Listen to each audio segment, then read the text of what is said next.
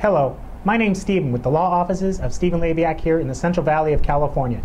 Today we're going to be talking about what you should do before you file bankruptcy. The very first thing I always tell everyone is to stop using your credit cards. A lot of people think they can just go run up their credit cards and the next day even file bankruptcy. That is not true. You may be held liable for some of those charges that occurred right before you filed.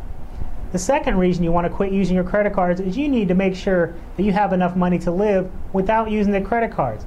You just want to pay your rent or your mortgage, your car payments, and your utilities, and make sure you have enough money to live your life. If not, you need to make some other changes. This may be finding a cheaper place to live, letting the house go into foreclosure, or maybe even surrendering that car in the bankruptcy and finding a cheaper way of getting around. Maybe go buy a cheaper car someplace else. The second thing not to do before you file bankruptcy is pay anyone off. Even your great-grandma Ida, who was so nice to loan you that couple $1,000s when you really needed it. The reason is that person will be treated as what's called a preferential creditor. What that means is when you file bankruptcy, the trustee can go to that person and take the money back. I'm sure if the trustee goes and takes $3,000 from your great-grandma Ida, that's going to make for some really awkward Thanksgiving conversation. So the best thing to do is don't treat anyone special. You can take care of your great-grandma Ida, I'm sure, in some other way later on down the line. Let's say you do have some extra money and you are worried about losing it during bankruptcy. There are some legitimate expenses you can put that money into without having it cause a problem in bankruptcy.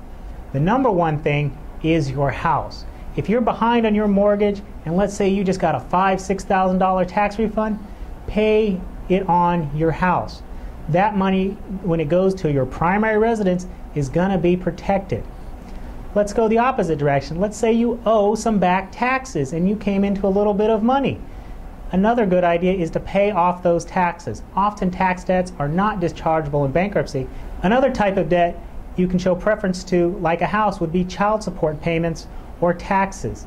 If you're behind on those and you use a lump sum of cash that you've come into to get caught up on, you will not have to pay that money back in the bankruptcy.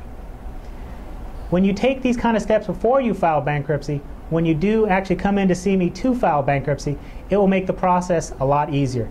Should you have any questions about this or anything else, please give me a call at 559-274-2868.